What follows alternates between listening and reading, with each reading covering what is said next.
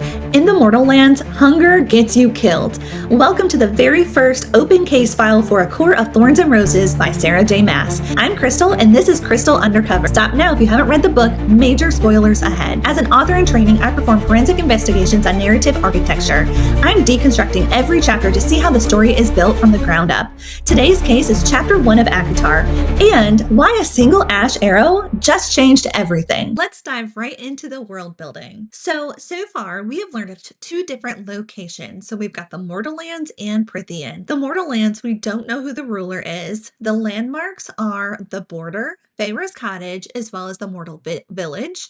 And the traits and vibe of the Mortal Lands is that it's cold, snowy, and there's a sense of constant hunger. And then in Prythian, we really know nothing about Prythian yet. The ruler is unknown. The only landmark that we know about is the border, and the traits and vibe is from Feyre's perspective, which is terrifying and forbidden. The current laws that we know about is the treaty, which is a 500-year-old pact between the Fae and humans that keep them separated, and the penalty is that if it's broken, it could start a war between the two. We also know about the border, which physically separates the Mortal Lands and Prythian. The penalty is if you get too close or cross the border, it's a violation of the treaty, which could start a war if it's violated. There's a few lessons that we can learn from SJM on how she writes about her world. The first technique is called sensory anchoring. Where you use unpleasant senses to anchor the reader to the body of the setting. An example from chapter 1 is the smell of metallic blood on the snow. Secondly, there is the iceberg method. By briefly mentioning concepts, you make them feel like facts rather than info dumps. For example, from chapter 1, Feyre mentioning the wall and treaty casually in her thoughts makes it feel a lot more simple and more like a fact rather than just a load of information being dumped on you as a reader. The next one is socioeconomic stakes. So ground the magic in the mundane. If the reader understands the economy of your world, the struggle for survival will feel urgent and logical. An example of this that SJM uses in chapter 1 is when Feyre thinks about the price of a wolf pelt versus the cost of grain and really calculating how much money she can get for it. And then the last one is the foreigner lens. Describe the world as it looks to a person in trouble. If your character is terrified, the setting should not should not feel neutral and safe. It should feel like a weapon pointed at them. An example from chapter 1 is when Feyre fears the creatures beyond the wall and believes that Fae are terrifying before SJM even introduces a Fae character to us. Next up is the magic system. So far we've only learned one thing about the magic, and that is the ash arrow, and anyone can use it to kill a Fae. It's the only thing that can kill a Fae, and it's expensive and very rare. There's a few things that we can learn about how SJM writes about her magic system based off of just this ash arrow in chapter 1. So SJM explains the magic's weakness by tying the ash rule to Feyre's immediate need for survival. By making the arrow rare and expensive, she shows us that humans are the underdogs without needing a long history lesson. So our lesson from this is explain your rules during a crisis if you can, so that the reader actually cares about the how-to. Define your magic's power by its weakness and cost. Now we move over to our characters that we've learned about so far. The only character that we know about is Feyre, and we actually haven't even learned her name yet. We know that she's human. We don't know how old she is. We do know that she lives in the Mortal Lands. She's starving, cold, bitter, and resentful. She's the sole provider for her family. She's a skilled hunter and also has a painter's eye. She has a bow and arrows, and within that has one ash arrow. We learn about her family. She has her dad and two older sisters named Nesta and Elaine. We don't know of any friends yet. There is a love interest that was mentioned, Isaac Hale. They had just like a short little fling, I believe, in a barn.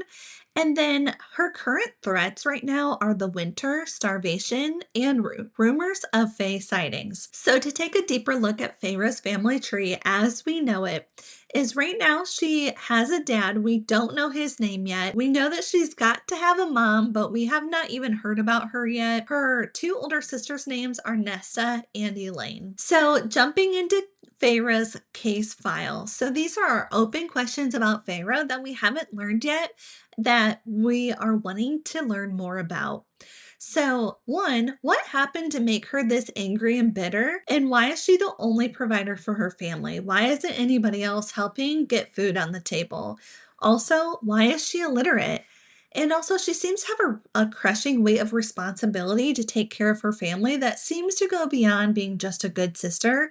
And I want to learn more about that. We also start to learn a little bit about Farah's character arc. And we don't know all of the answers yet in relation to her character arc because we're only on chapter 1, but we do know her starting state. So, Feyre's baseline struggle with her family's looming starvation has reached a breaking point. She has to bring food home to her family or they're going to starve. The spark is she encounters a massive unnatural wolf and she's faced with a choice of either killing the wolf or not killing the wolf. If she does kill the wolf, it could feed her family and potentially lead to more danger if the wolf is a fae. The move, conflict, and the evolution, we just don't know enough yet to be able to fill this out. We can learn a lot from SJM and her writing and how to write really good characters that our readers really love. And when they finish a book, it almost feels like a breakup because you've just come to love these characters so much. And there's a few instances of this that we've already seen in chapter 1. The first technique that she uses is autonomic empathy. So SJM focuses on Feyre's hunger and freezing hands. By starting with these physical survival stakes, you force the reader to root for the character's success before we even know their name.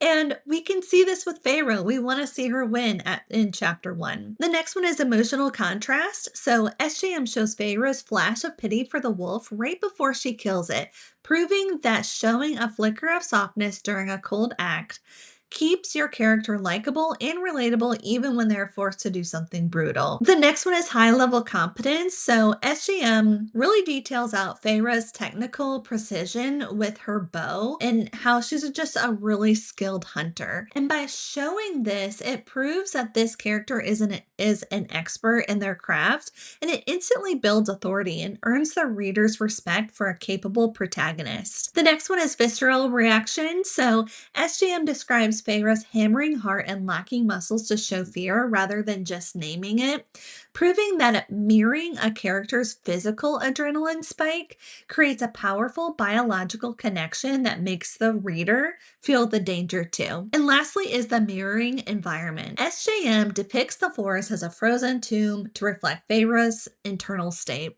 proving that using harsh or icy setting can silently tell the reader your character has had to freeze their own heart just to survive. Now let's dive into the plot. So let's look at the case file for the plot, which is our open questions that we have not learned the answers to yet. First, we have the wolf. We don't know if this wolf is Fae yet.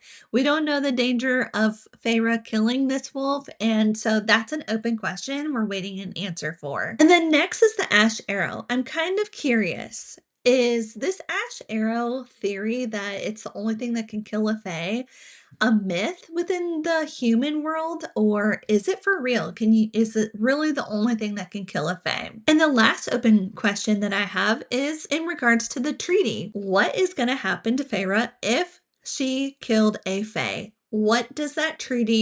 What's going to happen due to that treaty? So there are a few lessons that we can learn about writing plot tension from chapter 1. The first one is environmental foreshadowing. So SJM uses sudden silence of the birds and the tomb-like stillness of the forest to signal a nearby predator, proving that chilling environmental shifts put the reader on high alert before the danger is ever even seen. Next is the ticking clock. SJM limits Feyre to a single ash arrow, proving that restricting a character's resources to a single shot at success is the most effective way to spike tension and increase the stakes. So with the pacing shift, SJM drops the sentence length from longer sentences to a lot shorter, kind of matching the speed of what's happening in this scene, proving that matching the prose to the character's pulse physically speeds up the reader's heart rate as well. And then lastly is information asymmetry. SJM forces Feyre to guess if the wolf is actually Fae, proving that weaponizing doubt and keeping the enemy's true nature hidden creates far more tension than seeing the monster clearly. That's the briefing on chapter 1. We've logged the evidence and mapped out the mechanics, but the investigation is just getting started. Subscribe and stay tuned for episode 2 as we head deeper into the files. Case closed for now. Crystal Undercover, signing off.